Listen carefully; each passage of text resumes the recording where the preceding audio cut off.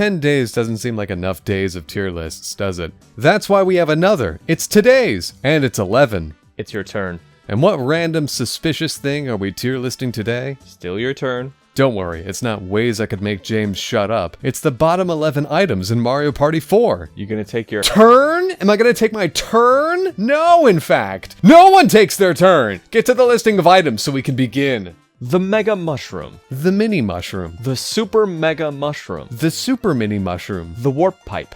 The Mini Mega Hammer. The Chomp Call. The Swap Card. The Gad Light. The Sparky Sticker. Boo's Crystal Ball. The Magic Lamp. The Item Bag. And the Bowser Suit. Starting at lucky number 11, we have the Chomp Call. When used, it changes the position of the star. It's effective, and of everything else on this list, it's the least bad.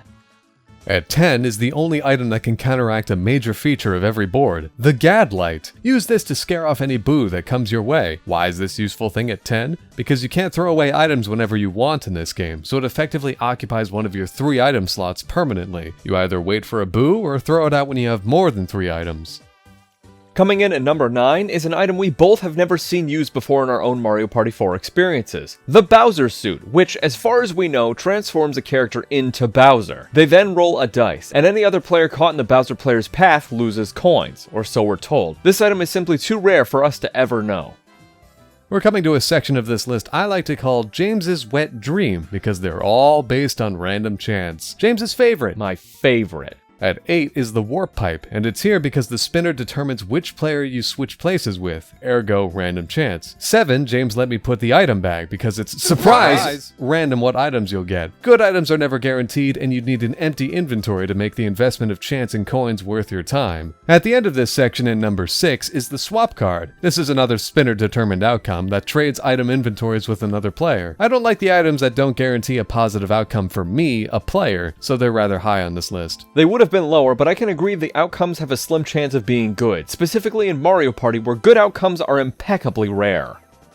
Starting out our top 5 worst is the Super Mega Mushroom, which makes you huge and roll 3 dice. Anyone in your path loses up to 10 coins if you crush them. The distance is nice, but you skip over all events as you travel. Item shops, lottery spots, star stops, and there isn't really a balance for this mushroom to encourage using it. Yeah, you want to close the distance, but do you see any board-specific mini-games centered around being huge? No, you don't, except one, which stinks.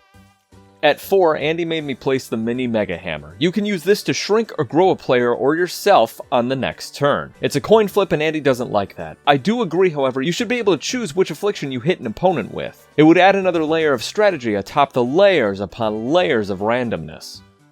If you're shocked at our number 3 pick, chances are you stepped on the Sparky Sticker. When stepped on by a passing enemy player, they lose 10 coins then continue on their way. We feel strongly it should stop a player in their tracks. Also, the coins that are lost are just destroyed. It's not like the placing player receives any benefit. Considering the coin economy in MP4, the loss is not intense enough to make a difference.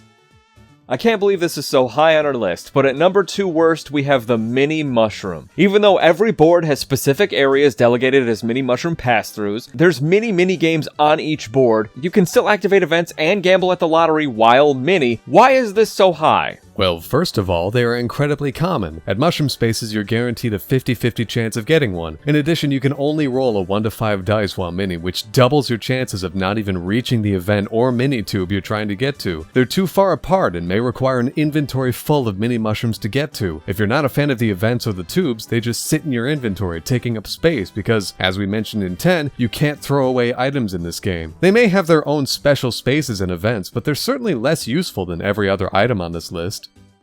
That's right, the huginating mushroom itself takes our top spot. For every reason we mentioned at 5 with the Super Mega Mushroom, plus the fact you only get 2 dice, they're as common as the Mini Mushroom and they're easy to waste. Don't forget the inability to throw them away. Feels redundant, but it needs to be said. All of this together definitely makes the event skipping too common, inherently worse than the Super Mega Mushroom, the absolute worst item in Mario Party 4.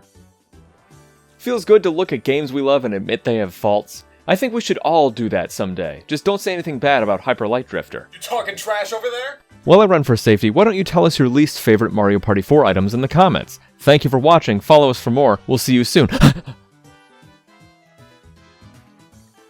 Where is he?